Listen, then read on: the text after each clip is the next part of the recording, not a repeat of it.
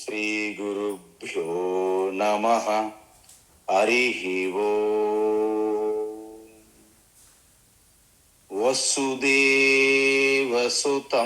దేవం కంసచానూరమర్దనం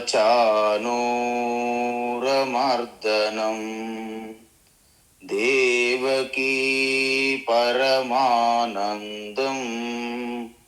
కృష్ణం వందే జగద్గురుం. తీర్త్వా మోహార్ణవం హత్వా రాగద్వేషాదిరాక్షసాన్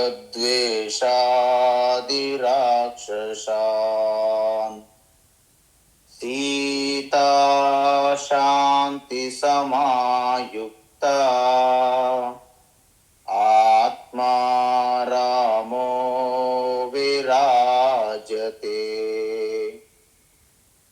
ఆత్మా రామో విరాజతే.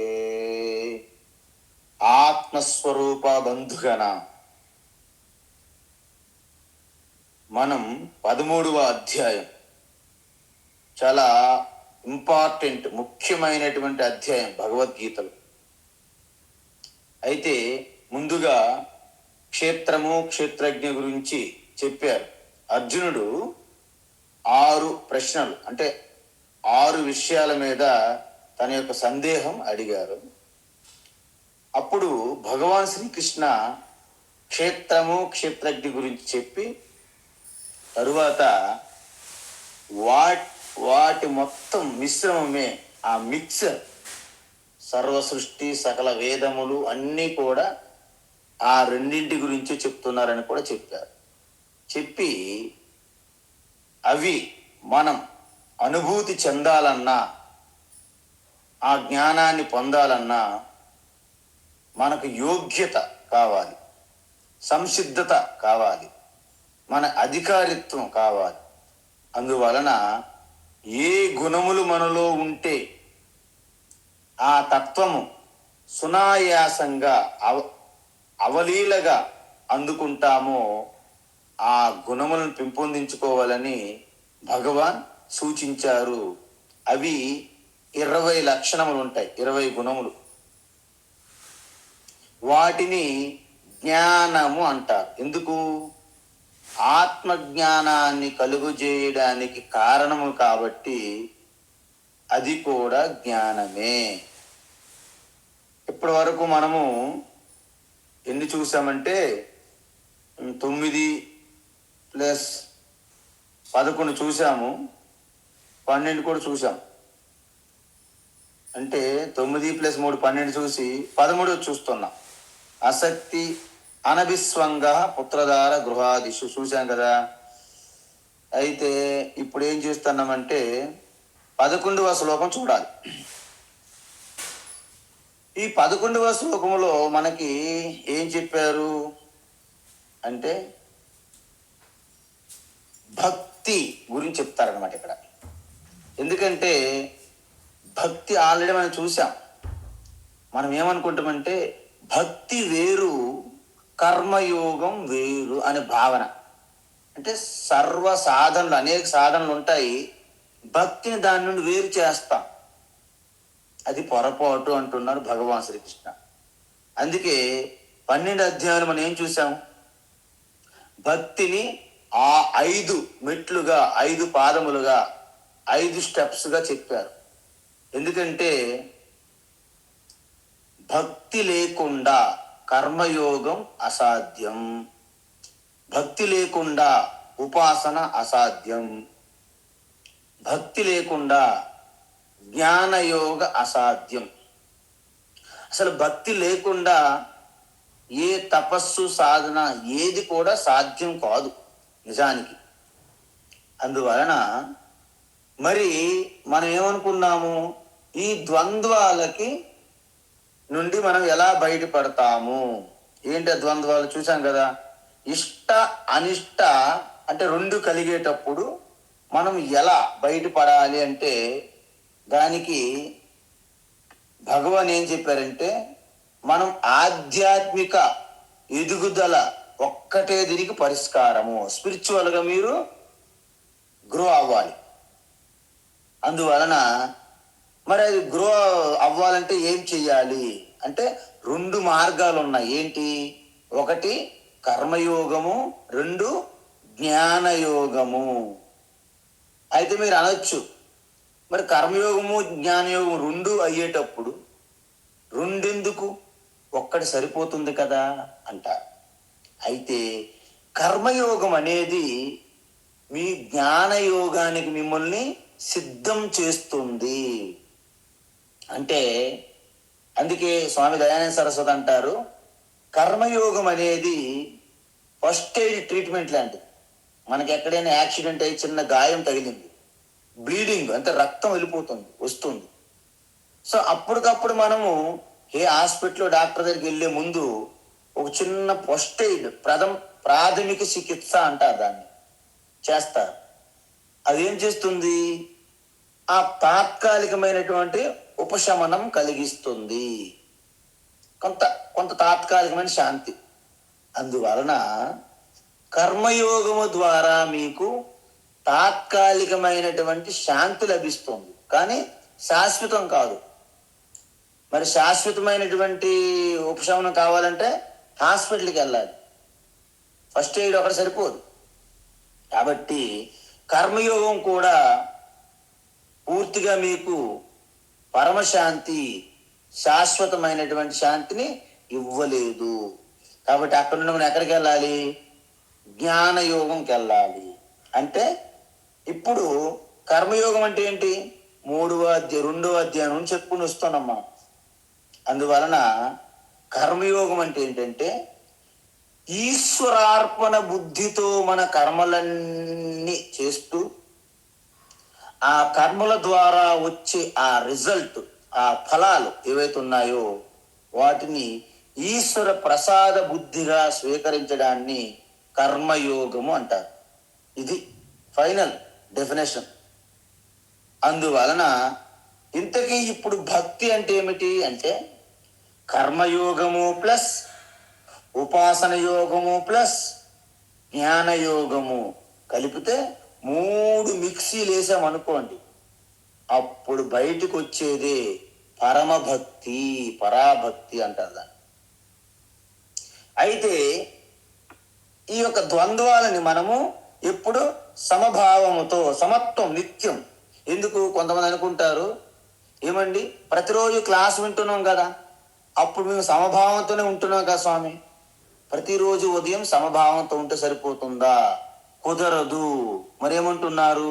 నిత్యం అంటున్నారు భగవాన్. అందువలన సమచిత్తత్వం ఇష్ట అనిష్ట ప్రాప్తిసు, అంటే ఇష్టము గాని అనిష్టము గాని ప్రార్థించినప్పుడు సమచిత్తం, సమభావంతో ఉండాలి. ఎప్పుడు? నిత్యం అని చెప్పారు.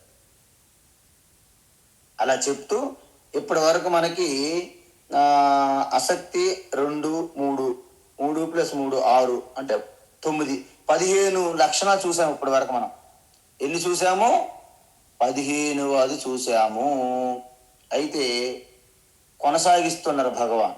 ఏమిటి అంటే మయి చానన్య యోగేన, మయి చానన్య యోగేన, మయి చానన్య యోగేన భక్తిరవ్యభిచారిణి, భక్తిరవ్యభిచారిణి, భక్తిరవ్యభిచారిణి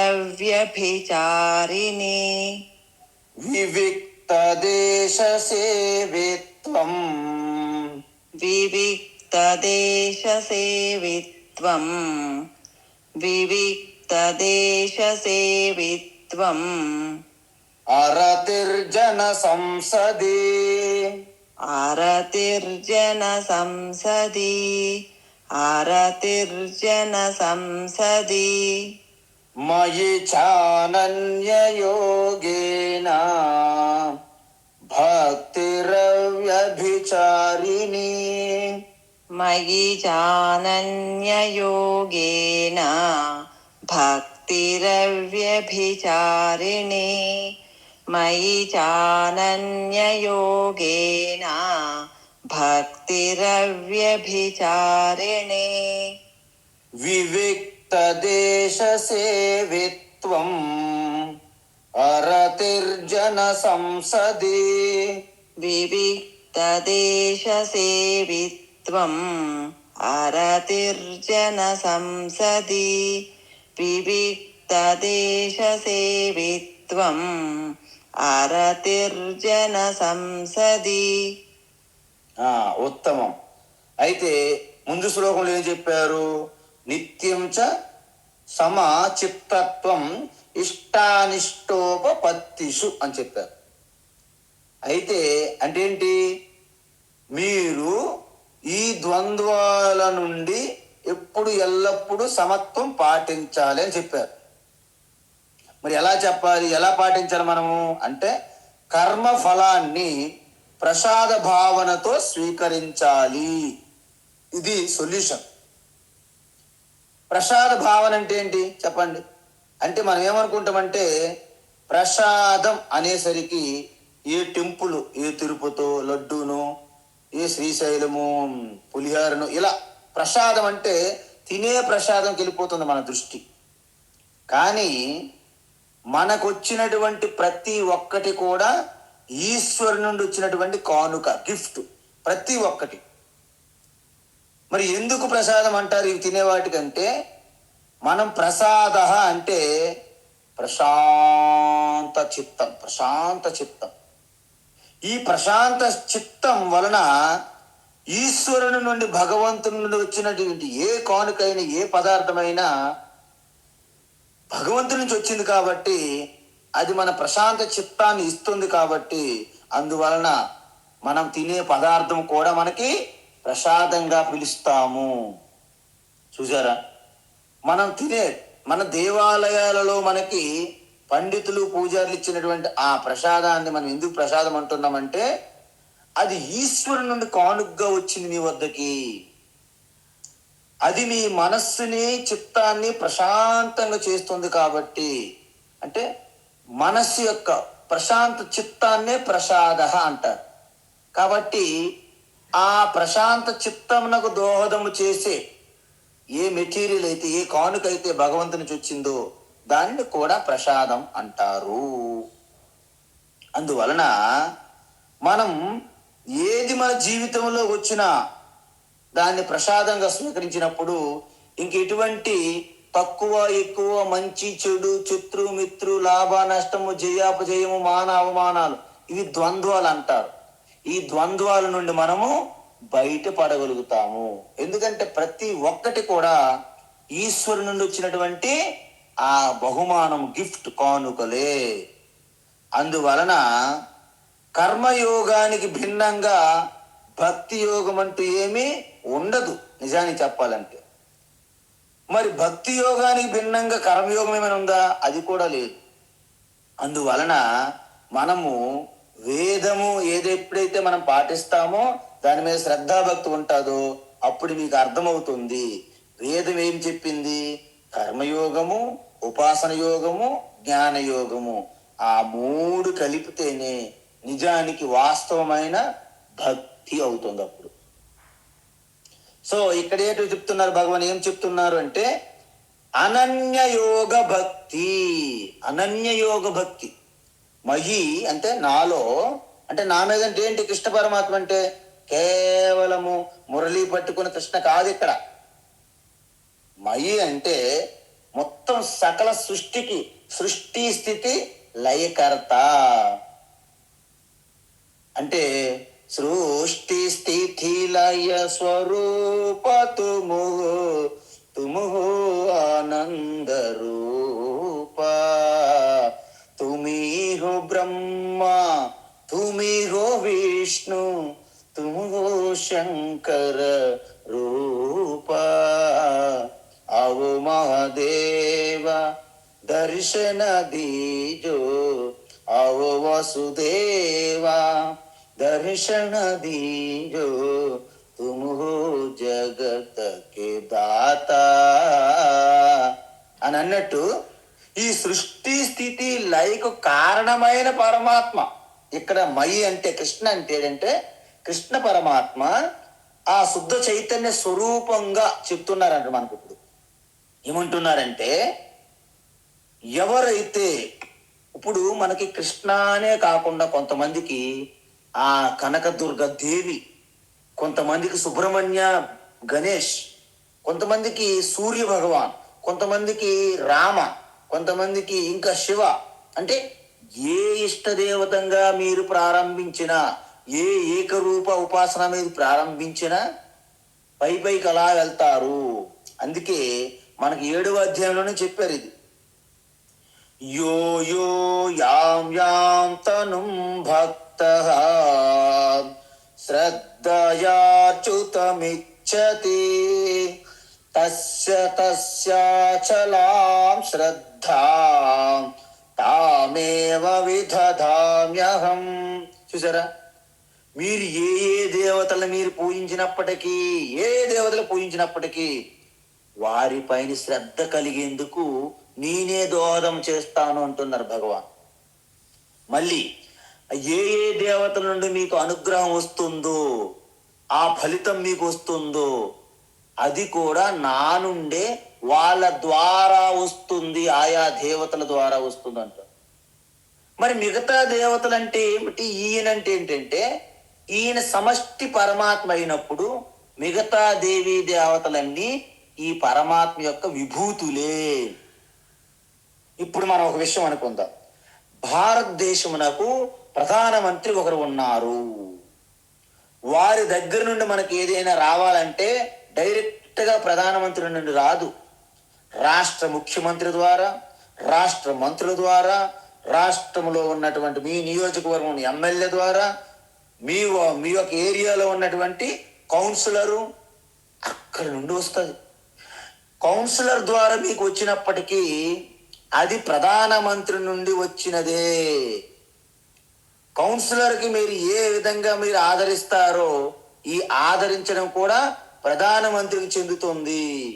చూసారా, మనం ఇది గమనించినట్లయితే అదేవిధంగా ఒక వ్యవస్థ, ఒక కుటుంబంలో ఏ వ్యక్తికి మనం గౌరవిస్తున్నా ఆ కుటుంబ పెద్దకి గౌరవించినట్టే.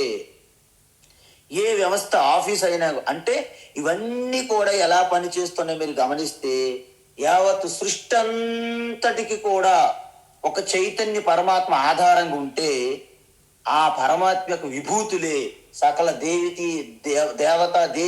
దేవతా స్వరూపములుగా ఉన్నాయి. అందువలన మనము ఏ దేవతా స్వరూపములకు మనం పూజించినా, ఉపాసన చేసినా వారి యందు భక్తి శ్రద్ధ కలగడానికి కూడా కారణము ఆ శుద్ధ చైతన్య పరమాత్మయే. వారి నుండి మనకి ఎటువంటి కానుకలు, ఎటువంటి ఆశీర్వాదములు వచ్చినా అవి కూడా నా వలనే వస్తున్నాయని భగవాన్ చెప్తున్నారు.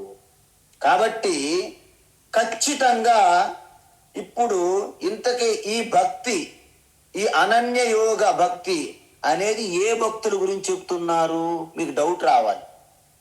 ఎందుకంటే ఇప్పుడు మనము ఈ 20 లక్షణాలు ఆత్మజ్ఞాని గురించి కాదు, ఆ జ్ఞానం పొందడానికి కావలసినటువంటి సద్గుణాల కోసం ఇవి చెప్పారు. అంటే ఖచ్చితంగా జ్ఞాని భక్తకైతే కాదు. మనకి ఎన్ని మిగిలాయి? 3 మిగిలాయి. ఏమిటవి? చతుర్విధ భజంతే మామని చెప్పాం కదా. ఆర్త భక్త, అర్థార్థి భక్త, జిజ్ఞాసు భక్త, 3 మిగిలారు. ఎందుకు? జ్ఞాని భక్తిని మనం తీసేసాం బయటికి. అయితే ఇప్పుడు చూడండి, ఆర్తభక్త దీని కింద వస్తాడా? ఎందుకు రాడు? ఆర్తభక్తి ఏంటంటే ఎప్పుడు ఆపదలో ఉంటాడో అప్పుడే భగవంతుని స్మరిస్తాం.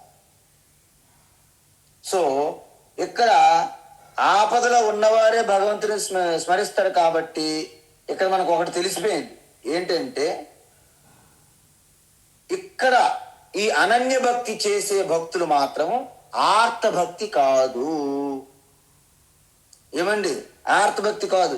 ఎందుకంటే పేర్లోనే ఉంది కదండి, ఏదైనా ప్రమాదం వస్తే తప్ప ఆయన భగవంతుడి వైపు పరుగులు తీయరు. కాబట్టి ఇక్కడ అలాంటి సమస్యలు ఏమి లేదు. ఎందుకు?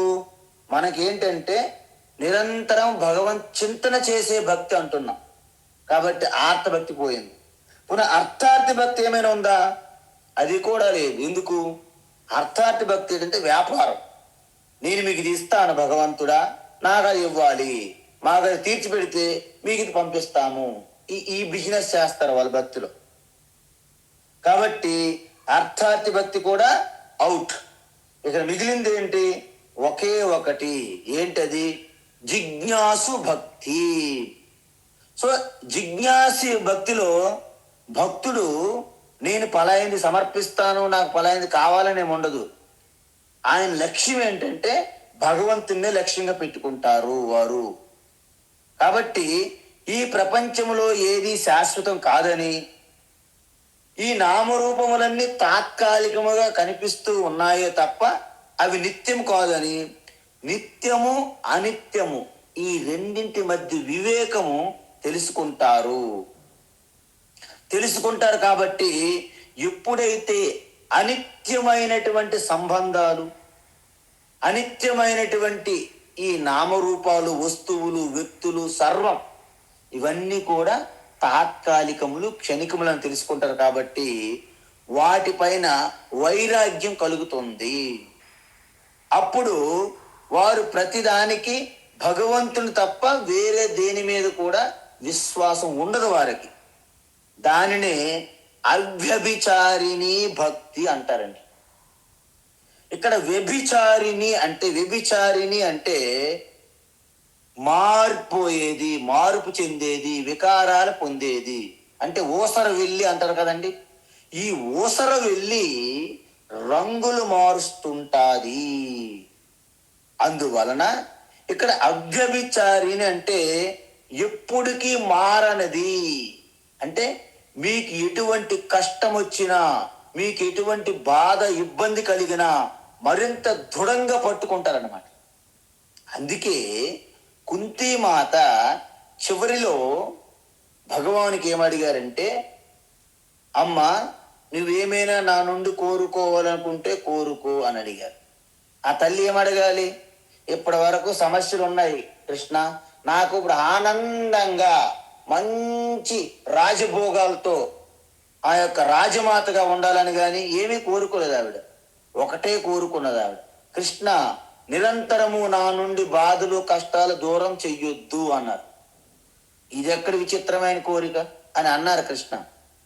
అప్పుడు ఆ మహాతల్లి అన్నారు, కృష్ణ మాకు నిరంతరము కష్టాలు కలిగినప్పుడే నిన్ను స్మరించుకోవడానికి వీలు పడుతుంది. మా నుండి ఆ కష్టాలే నీవు తీసేసావు అనుకో, మిమ్మల్ని గుర్తుంచుకునే అవకాశం ఉండదు, మర్చిపోతాం. అందువలన ఎప్పుడైతే కష్టాలు కలుగుతున్నప్పటికీ కూడా మరింత దృఢంగా ఉంటారు. అంటే మీలో షేక్ అవ్వదు భక్తి. అంటే మీ భక్తిలో ఎటువంటి షేక్ అవ్వకుండా స్థిరంగా ఉండే భక్తిని అవ్యభిచారిణి భక్తి అంటారనమాట.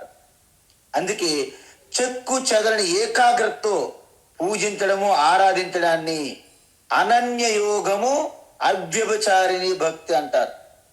అయితే మీకు ఒక విషయం ఉంటుంది, మరి లౌకిక వ్యవహారాలు ఇవన్నీ మానేసి మీలాగా మేము కూడా కాషాయాలు వేసుకొని హరిద్వార్కి వచ్చేయాలా? మీరు ఎక్కడికి రావాలని పని లేదు. అక్కడే ఎక్కువ స్క్రాప్ ఉన్నది ఇక్కడికంటే. వాళ్ళే కిందకు వస్తారు, మీరు ఎక్కడికి వెళ్ళాలని పని లేదు. ఎందుకంటే ఇక్కడికి ఏ ప్రదేశం వెళ్ళినా, ఏ సమయంలో ఉన్నా, ఏ ప్రదేశంలో అయినా తేడా లేదు. ఏమిటంటే తేడా, మనం ప్రతి వ్యవహారం చేస్తున్నప్పటికీ ఆ సర్వవ్యాపి చైతన్య అంతర్యామిగా ఉండి నడిపిస్తున్నది, ఒక మహాశక్తి నడిపిస్తున్నది అని గుర్తించగలిగితే దానిని అనన్యయోగ భక్తి లేదా అవ్యభిచారిణి భక్తి అంటారు. అందువలన మనకేంటంటే మన లక్ష్యం ఏంటి? మీ అంతిమ లక్ష్యము పూర్ణత్వం పొందడము. ఈ ప్రశ్న నిరంతరం మన హృదయంలో అలాగ ఉండాలండి, మన లక్ష్యం. ఎందుకంటే మన గోల్ స్పష్టంగా కనిపించాలి మనకి. అప్పుడే మనం ఏం చేస్తాము, ఆ గోల్ను సాధించడానికి మరింత కష్టపడి మరింత సాధన చేస్తాం అన్నమాట. అందుకే వ్యాపారమైన ఉద్యోగమైన ఏదైనా సరే మన గోలు పెట్టుకొని మీరు తపస్సులాగా చేస్తే తప్ప మీరు దాన్ని సాధించలేరు. అందువలన మీ అంతిమ లక్ష్యం పూర్ణత్వం అని గ్రహించి ఆ పూర్ణత్వం పొందేదాకా శ్రమిస్తూ ఉండాలి కదా. మరి దాన్ని నిరంతరం గుర్తు చేసుకోవడాన్నే అనన్య యోగ అంటారు, అనన్య యోగ భక్తి అంటారు. సో దీన్ని మనము 16వ లక్షణంగా తీసుకున్నాం. తర్వాత ఇప్పుడు 17 చెప్తున్నారు. ఇది చాలా ఇంపార్టెంట్ అందరికి. ఏంటది? వివిక్త దేశ సేవిత్వం. చూడండి, వివిక్త దేశ సేవిత్వం అంటే మీకు అర్థం కావాలి. ఏంటి వివిక్త దేశం అంటే? ఏకాంత ప్రదేశం, ఎవ్వరు ఉండకూడదు. అందుకే మనం ఎప్పుడైనా సరే ఏకాంత ప్రదేశంలో ఉండడం కూడా అన్నిటికంటే గొప్ప తపస్సు అని చెప్తున్నారు. అందుకే చాలా మంది హిమాలయ గుహల్లో ఆ యొక్క నందనవనము, తపోవనము, బద్రీనాథ్ అటు మనకి చాలా వెళ్తుంటారు. శరణ పాదుక, ఉద్ధవ శరణ పాదుక, అవన్నీ ఎందుకు ఎన్ని వెళ్తారంటే ఏకాంతం కోసం. అప్పుడప్పుడు మనం ఒక్కరిమే ఒంటరిగా ఎక్కడికి వెళ్తుండాలి. ఎప్పుడు చూసినా గ్రూప్తో వెళ్ళే వారికి ఏకాంతం గురించి తెలియదు, అర్థం కాదు అని చెప్పిన. అందుకే మనం ఏకాంతలో వెళ్ళినప్పుడే అప్పుడేమవుతుంది, మనల్ని మనం పరీక్ష చేసుకునే అవకాశం కలుగుతుంది. అప్పుడు మీతో పాటు ఏమీ తీసుకెళ్ళకూడదు, అవసరమైతే ఫోన్ కూడా తీసుకెళ్ళకూడదు. మీరు ప్రయత్నించండి. అప్పుడు ఏంటంటే ఈ ఒంటరితనం అనే దాన్ని మనం ఎలా జయించాలి, ఎలా ఎదుర్కోవాలి అని మనకు అర్థమవుతుంది. ఇప్పుడు మీరు అర్థం చేసుకోలేదు అనుకోండి, వృద్ధాప్యం ఇక ముంచుకొస్తుంది. అప్పుడు మీకు ఒంటరితనం. దాన్ని ఎదుర్కోలేక మీరు అలాగ భయము, బెంగతో, కలతతో, అలజడి, ఆందోళనలతో నిండిపోతుంది హృదయము, మనస్సు. అందువలన ఎప్పుడైతే అవకాశం వచ్చిందో ఇప్పటి నుండే మనం ఒంటరిగా, all alone, you come alone, all alone, you go alone. So ఆత్మ విమర్శ, ఆత్మ పరిశీలన చేసుకోవాలంటే మీకు ఏకాంతం కావాలి. అందువలన ఎప్పుడైతే మీరు ఒక్కసారి మీరు ఒంటరిగా వెళ్తే అప్పుడు మీకు ఈ ప్రపంచంతో ఎటువంటి సంబంధం లేకుండా నేనే సర్వమై ఉన్నాను అనే జ్ఞప్తి మెల్లగా కలుగుతుంది. ఎందుకు ఏకాంతంగా ఒక్కరు వెళ్ళాలంటే ఇప్పుడు మీరు కోరుకొని బయటికి వెళ్తున్నారు ఏకాంతంగా. సో మీకు ఇది ఏకాంతం అంటారు. ఒకవేళ మిగతా వాళ్ళు మిమ్మల్ని వదిలేసి వెళ్ళిపోయారు అనుకోండి, అప్పుడు మీరు ఒంటరితనంగా భయపడతారు. మిగతా వారు మిమ్మల్ని వదిలేసే ముందే మీరే మిగతా వారిని వదిలేసి వెళ్తుండాలి బయటికి, అప్పుడు ఏకాంతం అవుతుంది. చూసారా, మిగతా వారందరినీ విడిచిపెట్టి మనం బయటికి వెళ్తే అది ఏకాంతము. మనల్ని విడిచిపెట్టి అందరూ బయటికి పోతే మనల్ని ఒంటరితనము అంటారు. ఒంటరితనం సమస్య, ఇది పెద్ద సమస్య ఒంటరితనం. ఎందుకంటే చాలా మంది ముసలి వాళ్ళు మేము ఒంటరిగా ఉన్నామని బయటకు వచ్చి వెతుకుతుంటారు. ఎవరు ఒక అబ్బాయిని, ఒక అమ్మాయిని వెతుక్కుంటుంటారు. వాళ్ళతో కేవలం మాట్లాడడానికి ఇంకేం అక్కర్లేదు, వాళ్ళకి ఏమి సేవ అక్కర్లేదు, కేవలం మాట్లాడుతూ ఉండాలి వాళ్ళ చుట్టూ కూర్చొని. ఎందుకంటే ఒంటరితనం భరించలేరు కదా. కాబట్టి ఈ సమస్య నుండి మీరు బయటపడాలంటే ఇప్పటి నుండి మీరు అలవాటు పడాలి. మీరేం భయపడని పని లేదండి. మీకు కావాలంటే అట్లీస్ట్ మీ పరిసరాల్లో, మీ ఇంటి దగ్గర మీరు కనీసం ఎప్పుడైనా సరే, ఈ అపార్ట్మెంట్లు, ఈ డూప్లెక్స్లు అన్నీ వచ్చాయి కదా, ఎప్పుడు చూసిన ఇంట్లోనే ఉంటాం లేదా బయట ఉంటాం తప్ప ఎప్పుడు కూడా రూఫ్ మీదకి వెళ్ళే అవకాశాలు కూడా తక్కువ. అందువలన ఈ పిక్నిక్లకి, వనభోజనాలకు వెళ్ళేటప్పుడు కూడా కనీసం కొంత సమయం ఏకాంతంగా ఒంటరిగా, ఎటువంటి ఫోన్ లేకుండా, ఎవరితో సంబంధం లేకుండా వెళ్ళి మనం అభ్యాసం చేయగలిగితే మీ జీవితంలో ఒక గొప్ప అద్భుతమైనటువంటి ఆనంద అనుభూతిని పొందుతారు. అందువలన వృద్ధాప్యంలో ఏదైనా చేయాలంటే మనకి శరీరం సహకరించదు, అది అందరికీ తెలుసు.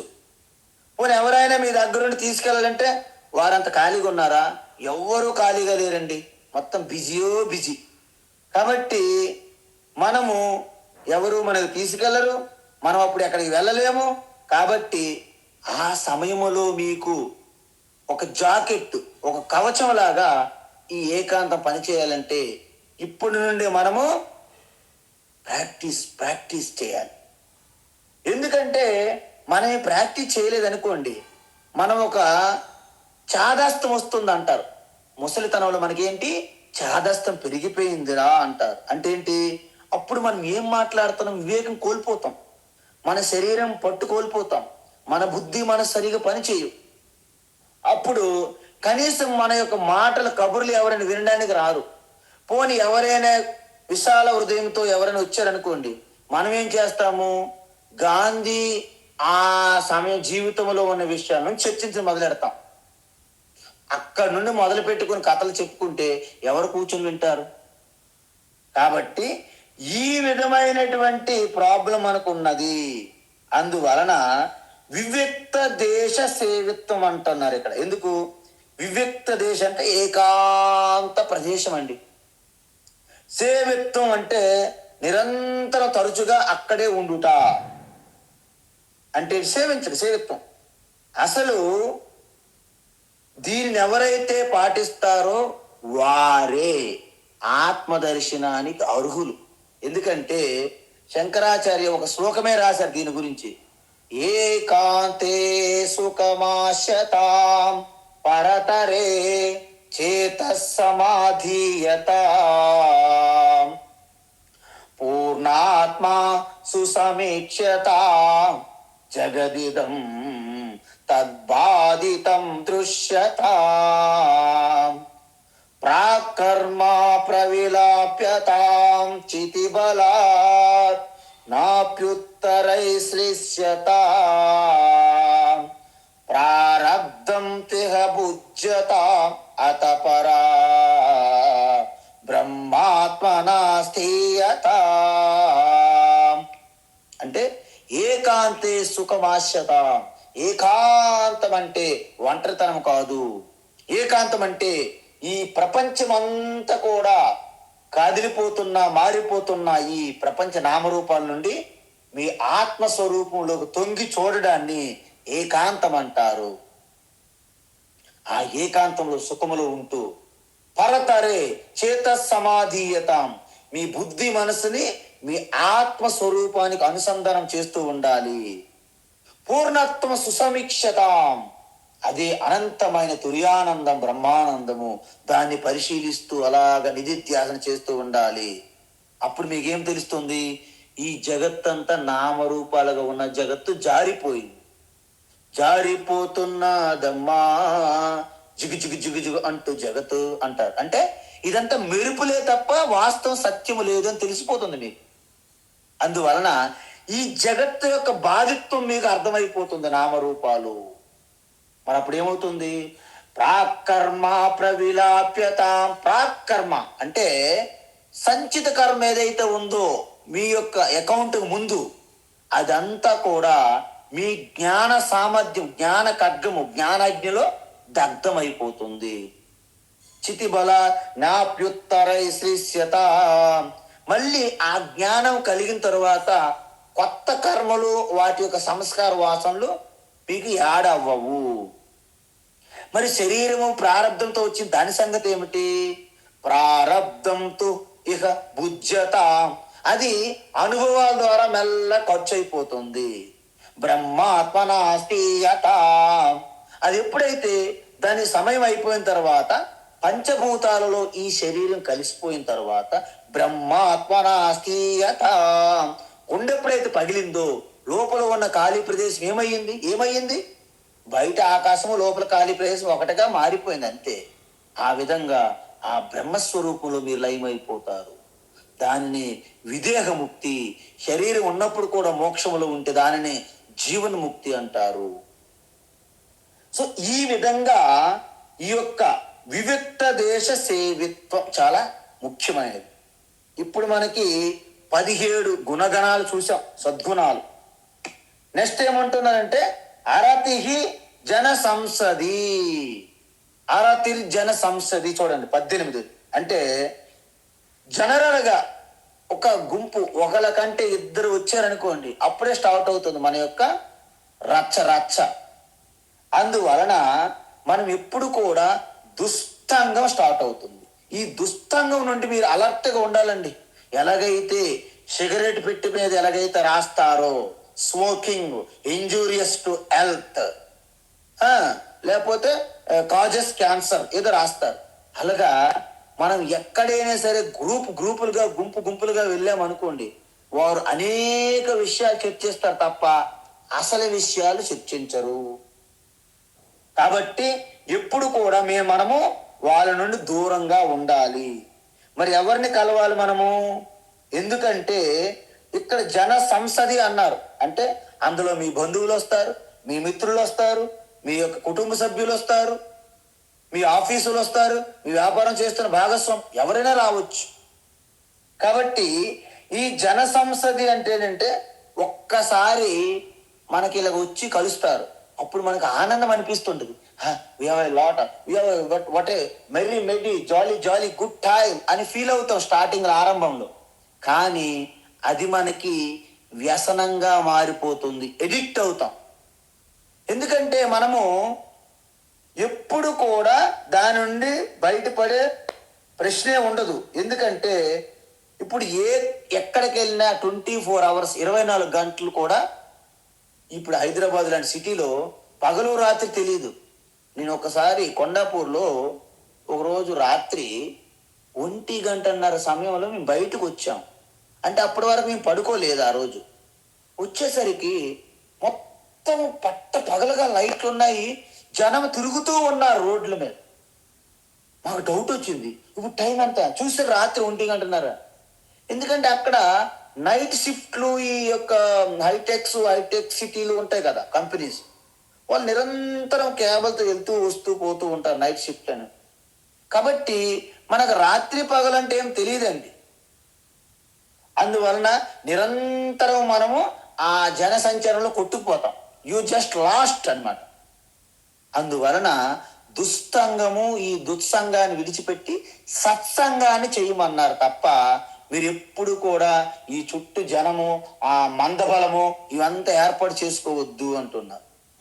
ఎందుకంటే మనము ఈ రోజుల్లో మనకు ఫుల్ టైం బిజీగా చేస్తుంది ఎంటర్టైన్మెంట్. ఈ యొక్క టీవీలు, ఫోన్లు, outside fast food centers, pizza కార్నర్లు, డొమినోస్ ఇవి ఉంటాయి కదండి, ఏమో చాలా ఉంటాయి అవన్నీ. సో ఇవన్నీ కూడా మీకు మరింత ఆకర్షించినట్లు చేస్తుంటాయి బయటికి.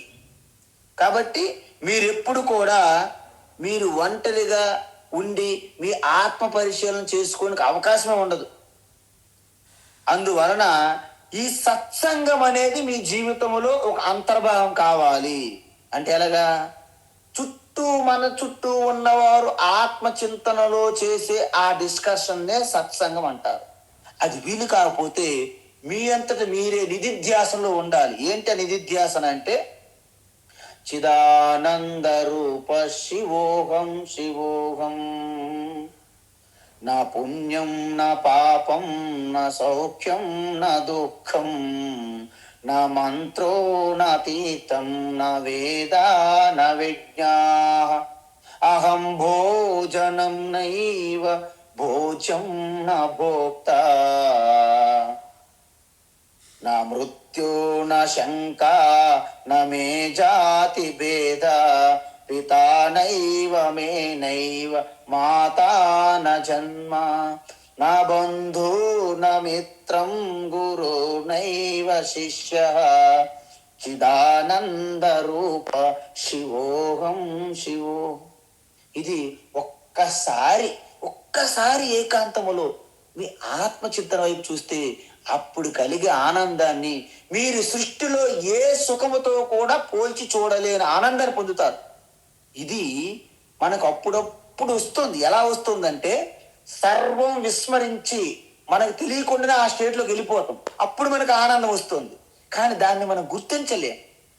దాన్ని గుర్తించాలంటే మీకు వివిక్త దేశం అంటే ఏకాంత ప్రదేశము, జన సమూహము లేని, గందరగోళము అలజడి ఆందోళన, ఎప్పుడు చూసిన డీజేలతో మనకి గందరగోళం సౌండ్లతో, ఈ ట్రాఫిక్ సౌండ్లు, ఈ యొక్క యాత్రలు, అనేక ఈ చర్చిల యొక్క సౌండ్లతో మనకి ఇబ్బంది కలుగుతుంటది.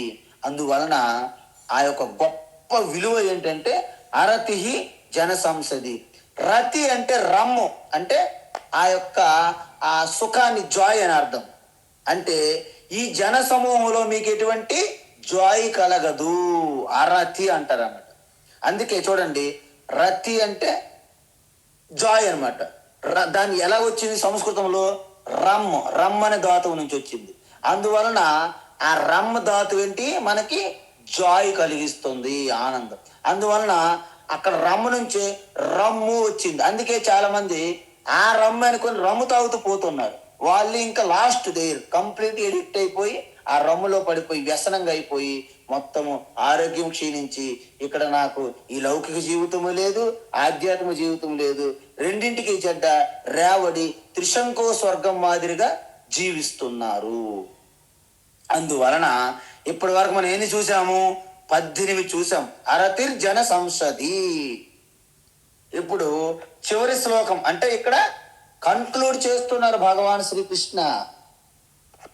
అంటే ఇక చెప్పినవన్నీ కూడా లాస్ట్ మరొక 2 విలువలు చెప్పి ఇక్కడ ఎంటైర్ ఈ యొక్క 5 శ్లోకాల్లో ఈ యొక్క లక్షణాలు ఎవరైతే కలిగి ఉంటారో వారికి ఆత్మజ్ఞాన ప్రకాశం స్వయం జ్యోతి వలె ప్రకాశిస్తుందని చెప్తారనమాట. ఏం చేయాలి దానికోసం మనము అంటే,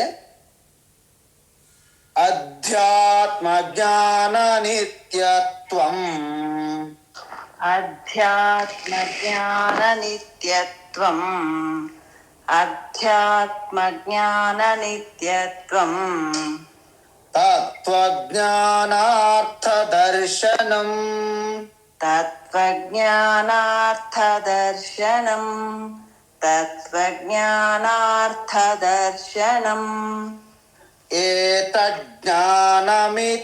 ప్రోక్తం, ఏతజ్ఞానమితి ప్రోక్తం, ఏతజ్ఞానమితి ప్రోక్తం, అజ్ఞానం యదతోన్యథా, అజ్ఞానం యదతోన్యథా, అజ్ఞానం యదతోన్యథా, అధ్యాత్మ జ్ఞాన నిత్యత్వం, తత్వజ్ఞానార్థ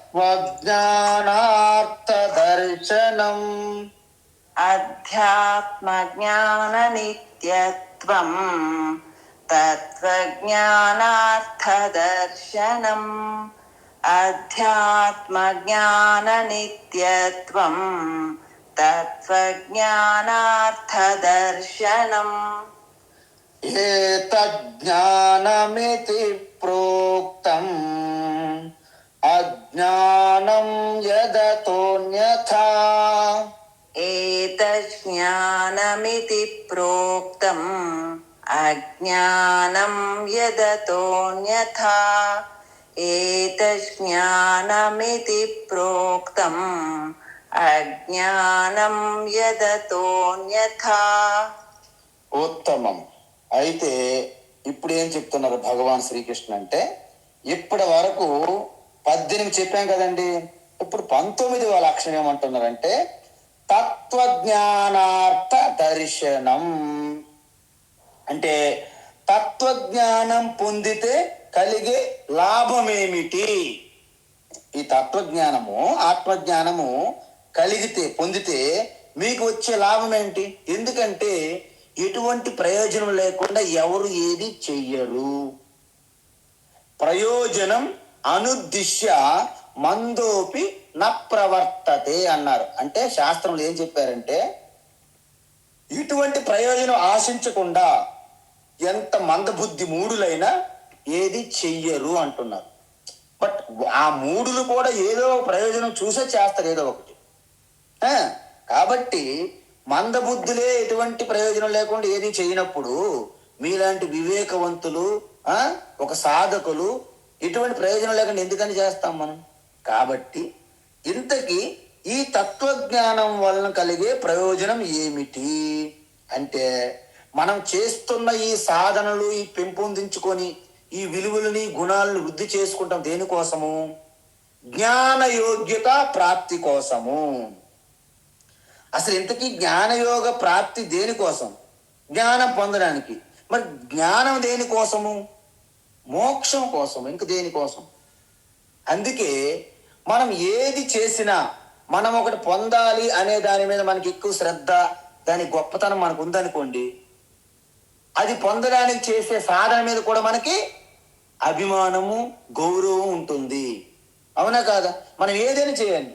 ఇప్పుడు చాలా మందికి ఎలక్షన్ వచ్చింది అనుకోండి. సపోజ్ ఎలక్షన్ అంటే తను ఎమ్మెల్యే కావాలి, ఎమ్మెల్యే కావాలి అనే ఒక లక్ష్యం ఉన్నప్పుడు మరి దానికి కావలసినటువంటి ప్రిపరేషన్లు చేసుకుంటాడు కదండి. దాని మీద ఎటువంటి నిర్లక్ష్యంగా ఎటువంటి శ్రద్ధ వహించకుండా చేస్తే ఎమ్మెల్యే అవుతారా? అవరు. మీరు మన పిల్లలు ఒక ఐఐటిలో సీట్ రావాలి, ఐఐటిలో సీట్ రావడం వాళ్ళ లక్ష్యం. మరి ఐఐటిలో సీట్ రావాలన్నా, సిఏ పాస్ అవ్వాలన్నా, వారి ప్రిపరేషను, వాళ్ళు చదువుతున్నటువంటి ఇన్స్టిట్యూట్, వాళ్ళు చదివే సబ్జెక్ట్స్, వాళ్ళు చదివే సమయము, ఇవన్నిటి మీద కూడా మనం శ్రద్ధ పెట్టాలా వద్దా? పెట్టాలి. అదేవిధంగా ఇక్కడ కూడా తత్వజ్ఞానార్థ అంటే తత్వజ్ఞానము యొక్క ప్రయోజనం తెలియాలి ఫస్ట్ ఆఫ్ ఆల్ మనకి. అది తెలియకపోతే మనం ఎంత కష్టపడి జ్ఞానం పొందడం ఎందుకు అని నిరాశ కలిగే అవకాశం ఉంటుంది మనకి.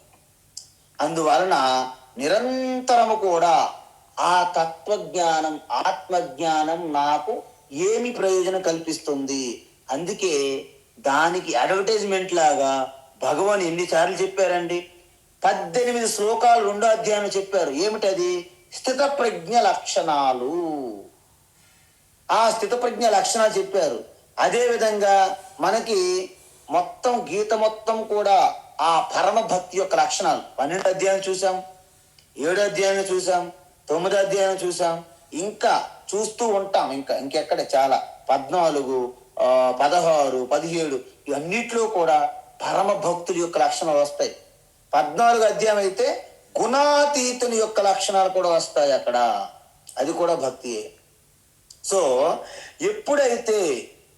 ఎప్పుడైతే ప్రజహాతి యదా కామాన్ సర్వాన్ పార్థ మనోగతాన్ ఆత్మన్యేవాత్మనా తుష్టః స్థిత ప్రజ్ఞస్తదోచ్యతే. అంటే బాహ్య పరిస్థితులు ఎలా ఉన్నప్పటికీ, చూసారా అద్భుతమైనటువంటి ప్రయోజనం. బాహ్య పరిస్థితులు, వ్యక్తులు, సంబంధాలు ఏవి మారినా, మనకు అనుకూలంగా ఉన్నా ప్రతికూలంగా ఉన్నా మిమ్మల్ని ఎవరు షేక్ చేయలేరు. ఎలా? మనకి ఎండలు వచ్చి సమ్మర్లో, ఎండాకాలంలో బాగా మండిపోతుందన్నా సముద్రానికి ఎటువంటి లోటు లేదు. వర్షాకాలంలో భారీ వర్షాలు పడుతూ ఉన్నా సముద్రంకి ఏంటి ఫరక్ ఉండదన్నమాట. అంటే దాని అర్థం ఏంటి? ఆ విధంగా మీరు ఒక లెవెల్ అయిన స్థితిలో ఉండేటప్పుడు మీకు ఎవరు ఏ అనుభవం కూడా, ఏ ఎక్స్పీరియన్స్ కూడా, ఎటువంటి సిచ్యువేషన్ కూడా మీకు షేక్ చేయదనమాట. అందుకే దుఃఖే స్వనుద్విగ్న మనాః సుఖేషు విగత స్పృహః వీతరాగ భయ క్రోధః స్థిత ధీర్మునిరుచ్యతే. అంటే ఏ పరిస్థితులైనా సరే మీరు అనుకూలంగా మార్చుకుంటారు. కృష్ణ పరమాత్మ చెప్పిన పాఠం అదే. ఏ పరిస్థితుల్లో వచ్చినప్పుడు కూడా దాన్ని అనుకూలంగా మనం మార్చుకోవడమే. ఇది మీలో స్వాభావికంగా సహజంగా ఉంటుంది. అందువల్ల మీకు దుఃఖం వస్తే కుంగిపోరు, సుఖం వస్తే పొంగిపోరు. రెండింటిని కూడాను సమానంగా ఉంటారు. ఎందుకు? ఆ రెండు కూడా అనిత్యములే. ఆ రెండు కూడా పాసింగ్ క్లౌడ్స్ అంటారు. అంటే అతిథుల్లాగా వచ్చి పోయేవే.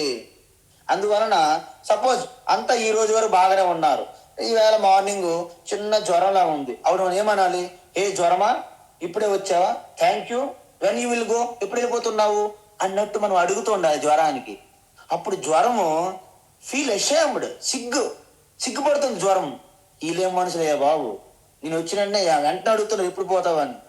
ఇలా వీళ్ళకి అసలు మంచి మర్యాదలు లేవు అని వెంటనే మీ నుండి చేదరించుకుంటుంది జ్వరం. వెంటనే పక్కోళ్ళని వెతుక్కుంటుంది. ఎవరు వాళ్ళని ఆదరిస్తారా?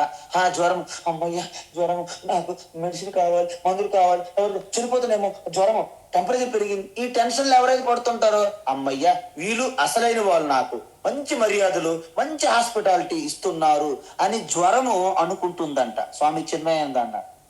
కాబట్టి మనం ఎప్పుడు కూడా జ్వరంకి ఎలా చెప్పాలంటే ముక్కుసూటిగా ఉన్నది ఉన్నట్టుగా ఆర్జవంగా, ఏ జ్వరం, ఏంటి విషయాలు, బాగున్నావా, ఎప్పుడు ఎప్పుడు పోతావు మళ్ళీ, వెంటనే అడిగారు అనుకోండి, చుట్టం వచ్చిన వ్యక్తికి వెంటనే ఏమండి బాగున్నారండి, బాగున్నా, ఎప్పుడు వెళ్తారు అన్నారనుకోండి, ఇంకా గెస్ట్ సిగ్గేస్తుంది. అమ్మయ్య వీళ్ళింట్లో కనీసం ఈ భిక్షను చేయాలా వద్దా అనిపిస్తుంది ఆయనకి. అలాగే జ్వరానికి కూడా వెంటనే మనం పట్టుకొని అడగాలి, బాగున్నారనే జ్వరము, ఏంటి సంగతులు, ఎప్పుడు మీ తిరుగు ప్రయాణం అన్నారనుకోండి, జ్వరం వెంటనే సిగ్గుతో ఇక తల దించుకొని వీళ్ళు మనకు సూటబుల్ కాదు అని వెంటనే బయటకు పోతుంది జ్వరం. ఈ విధంగా ఎప్పుడైతే జ్ఞానానికి ఎంత ఎక్కువ విలువిస్తే జ్ఞాన యోగ్యత కూడా అంత విలువ ఇవ్వాలి. ఎందుకు? మీరు జ్ఞానం పొందాలంటే జ్ఞానం పొందడానికి కావలసినటువంటి లక్షణాలు కావాలి. అందువలన మీ ప్రయాణం ఏంటి? జ్ఞాన యోగ్యత కాదు, జ్ఞాన యోగ్యత నుండి ఆత్మజ్ఞానంకి వెళ్ళాలి. ఎందుకు? జ్ఞానాదేవత కైవల్యం. ఎందుకంటే కేవలం ఆత్మస్వరూప తత్వజ్ఞానం ద్వారా మోక్షము అని అల్టిమేట్ చెప్పేశారు. నాణ్య పంతా విద్యతే అయినాయా, వేరే మార్గం లేదు. మరి అనేక మార్గాలు ఉన్నాయి కదా, అనేక సాధనలు ఉన్నాయి కదా, ఇవన్నీ భ్రమ. ఓకే, శబ్దజాలం మహారణ్యం చిత్త భ్రమణ కారణం. ఇవన్నీ మన చిత్తని భ్రమించడానికి చేస్తున్నాయి తంటాలు. ఈ తంటాల్లో పడకండి. ఈ తంటాల్లో పడ్డారా మీ జీవితం అంతా వంటగదికే పరిమితం అవుతుంది. ఎందుకు? 60 మంది వచ్చి 60 రకాలు వండమంటారు కదా, మీరు ఆల వలలో పడొద్దు. మీరు మీకంటూ ఒక ప్రణాళిక పెట్టుకోండి. అప్పుడు వంటగదిలో ఉన్న సమయం వంటగదిలో చేసి బయట పడతారు. లేకపోతే జీవితమే ఒక వంటగది అన్నట్టు మీరు ఏమైనా కవితలు రాసుకోవాలి తర్వాత. కాబట్టి ఈ విధంగా తత్వజ్ఞానార్థ దర్శనం నిరంతరము. అధ్యాత్మ జ్ఞాన నిత్యత్వం అంటే ఇక్కడ జ్ఞానం అంటే ఏమిటంటే విచారణ. అంటే విచారణ ఏంటి? శ్రవణ మనన నిధిధ్యాసన అనే జ్ఞాన యోగానికి మీరు విచారించాలి ఫస్ట్ ఆఫ్ ఆల్. అందుకే అతాతో బ్రహ్మ జిజ్ఞాస అని మొట్టమొదటి బ్రహ్మసూత్రం. విచారించాలి ఫస్ట్. అప్పుడే ఎప్పుడైతే మనం విచారణ స్టార్ట్ చేస్తామో ఆ విచారణే శ్రవణము, వింటాము. మరి ఎలాంటి వ్యక్తితో వినాలి? ఆయన ఒక శ్రోత్రియ బ్రహ్మనిష్ట గురువై ఉండాలి. అంటే ఆయన పూర్తిగా, ఆయనకే డౌట్లు ఉన్నాయనుకోండి, ఆయన దగ్గరికి మనం వెళ్తే ఆయన డౌట్లను మన మీద రుద్దుతాడు. కాబట్టి ఫస్ట్ ఆఫ్ ఆల్ ఆయన డౌట్లు లేకుండా ఉండాలి. అదొకటి ముఖ్యమైనటువంటి క్వాలిఫికేషన్ గురువుకి. అందువలన ఈ శ్రవణం అనేది నిరంతరం స్టార్టింగ్ లో ఒకే గురువు గారి దగ్గర, ఆరంభంలో ఎవరైనా ఉంటే ఒకే గురువు దగ్గర ఒక దీర్ఘకాలం పాటు కంటిన్యూస్ గా తప్పకుండా వినాలి. అంతే తప్ప స్వామీజీ నేను భగవద్గీత విన్నా, ఇప్పుడు విన్నారు, 2005లో నేను 12 అధ్యాయం విన్నాను, 2007లో 3 అధ్యాయం చదివాము విన్నాను, పలాయన గురువులు మార్చడం, పలాయన సంవత్సరం, ఇప్పుడు మనం వెళ్ళి మన కుంభమేళాలాగా అలాగంటే కుదరదు. ఇది క్రమం తప్పకుండా ఒక దీర్ఘకాలం పాటు ఒక క్రమ పద్ధతిలో ఒక గురువు గారి ద్వారా పూర్తిగా మీరు గ్రహించాలి. దానిని శ్రవణము అంటారు. ఈ శ్రవణం చేస్తే అందుకే తద్విద్ధి ప్రణిపాతేన పరిప్రశ్నేన సేవయా అని చెప్పారు. అందువలన కేవలము అక్కడ కొంత జ్ఞానం, ఇక్కడ కొంత జ్ఞానం, న్యూస్ పేపర్ది, టీవీ జ్ఞానము, మ్యాగజైన్ జ్ఞానం ఇవన్నీ సంపాదించారనుకోండి, ఇవన్నీ కుప్పలు పడి ఉంటాయి, మీకు ప్రయోజనం ఉండదు. ఎందుకు? మీరు ఒకసారి గమనించండి. మీ ఇంటి పెరట్లో ఒక 2-3 లారీలు టన్నులతో వచ్చి ఇటుకలు పడేశారనుకోండి, అక్కడ మీకు ఇల్లు అవుతుందా? ఇల్లు అవ్వదు. దానికి ఒక ఇంజనీర్ తెచ్చి సిమెంటు అనేక మెటీరియల్ కలిపి దానికి ఒక ప్లాన్తో ఇల్లు కడితే అప్పుడు గది వస్తుంది, అప్పుడు మీరు ఉండగలుగుతారు. అంతే లేదండి మా ఇంటి పెరట్లో 5 లారీలకి ఇటుకలు వేసాం, ఇక మేము ఇక్కడ మాకేం ఇల్లు అయిపోయింది అంటే కుదరదు. ఈ జ్ఞానం కూడా ఇటుకల్లో పడి ఉంటుంది తప్ప మీకు ఎటువంటి ప్రయోజనం ఉండదు. ఈ విధంగా ఎప్పుడైతే మీరు ఈ శ్రవణ మనన నిధిధ్యాసన ద్వారా నిరంతరం వేదాంత అధ్యయనం చేస్తారో అప్పుడు మీకు ఎటువంటి సంశయము, డౌట్, సందేహం ఉండదు. అప్పుడు మీ యొక్క జ్ఞానం యొక్క గొప్పతనము తెలుస్తుంది. కాబట్టి దాన్ని సాధన చేసి మీ స్వరూపంలోనే దర్శిస్తారు. సో ఇప్పటి వరకు 20 లక్షణాలు అయ్యాయి. రేపు దీన్ని కన్క్లూడింగ్తో నెక్స్ట్ చాప్టర్ అంటే ఏంటి, ఇక్కడ 3 అయినాయి ఇప్పటి వరకు. ఏంటి, క్షేత్రము, క్షేత్రజ్ఞ, జ్ఞానం అయ్యాయి. ఇంకెన్ని ఉన్నాయి మనకి? 3 ఉన్నాయి. జ్ఞేయము, పురుష, ప్రకృతి. రేపు అవి కొనసాగిద్దాం. హరి ఓం తత్సత్. సర్వం శ్రీకృష్ణార్పణమస్తు.